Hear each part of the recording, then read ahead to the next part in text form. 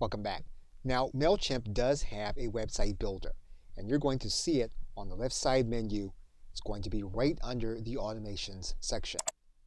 You're going to click on that section. Now, basically, you're going to be able to build a website.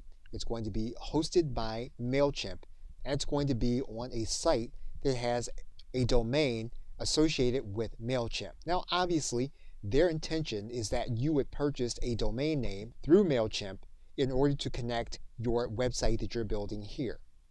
What we're going to do is go through the process of building out a site, even though we're not going to technically connect a domain name as you might ordinarily do. So we're going to start by using the name that we would use. We're then going to click Next.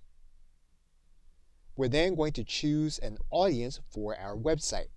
And it says here that Mailchimp wants this to be so that when visitors sign up for our audience, we are going to connect them through emails, ads, and social at this specific website. So what we're going to do is we're going to click Edit My Site. What we can do is we can start the process by previewing the default setting. And this is what you're going to see from the start. And this is where we're working inside of Mailchimp. You can see it from the desktop and from mobile. We're then going to click Exit Preview. So what we can do here is we can start with the pages.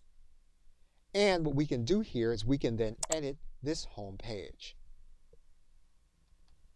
And each section we can actually edit. So for example, if we want to place in a background image, we can do that. We can grab a background image and then insert the background image. And that then will become our background image.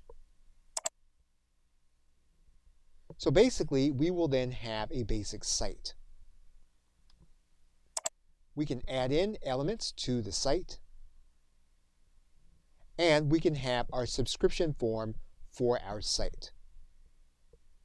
We're then going to click Done. What we can then do is add a page,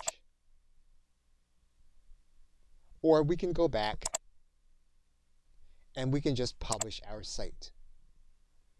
We're then going to click Accept. What we can then do is to connect a specific domain. Now, of course, you can work with the site as much as you want in order to use it. What you can do here is purchase a new domain or to connect an existing domain to your website. In some cases, what you may want to do is to connect a subdomain. So for example, we are going to connect a subdomain. We're then going to click Submit. Now, in order for this to take place, we'll need to connect this to our CNAME record at our domain. So we're going to need to copy this area. Now, this process typically takes over 24 hours. So you'll need to set this up with your domain name company and then wait for the process to propagate. Okay, so with that, thanks, and I will see you in another video.